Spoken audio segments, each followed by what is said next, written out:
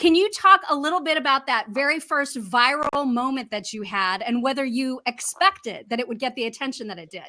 Sure. I mean, well, first and foremost, no, not at all. I did not expect that. In fact, what had been happening is obviously their Parkland had taken place shortly before that.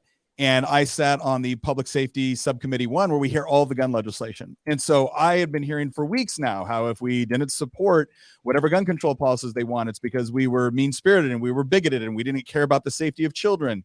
And comparing us to terrorists, comparing us to segregationists. I mean, I just had enough.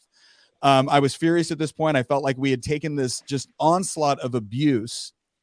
And so I decided I was going to respond, and I wanted to make sure I responded in a way that I thought was intellectually consistent and relevant and actually made an argument, potentially on things that we all agreed on. Hey, we all want children to be safer. By the same token, I wanted to explain why it was that we believed that the Second Amendment was so important and that this wasn't just about guns. This was about people's inherent right to be able to defend themselves. And why we were also concerned, because a lot of the arguments that we heard coming from the left was always around these, kind of innocuous statements about common sense gun control. But then in reality, what they wanted was confiscation. And we weren't going to accept that because we didn't think it was actually going to produce the results they were promising. And so I gave that speech, and I thought I had just, given a speech that was just kind of articulating what the viewpoint was from our perspective. And next thing I know, 4 members of the Democrats got up and left the floor in tears. And then the entire Democrat caucus requested a 15-minute recess so that they could compose themselves and then come back. And for the next 2 days, I was mean, I was racist, I was ignorant. And I'm sitting here going, gosh, what did I say that would have justified any of this response?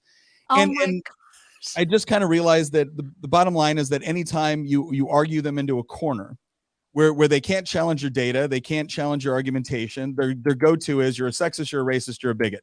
And they don't got to prove it. Right. Therefore, you don't agree with them as justification for them making those claims. But that speech ended up, originally, the Democrats were the one that posted the speech. We didn't post it originally. And all of a sudden, there was news articles and people calling us up and really painting this in a negative light.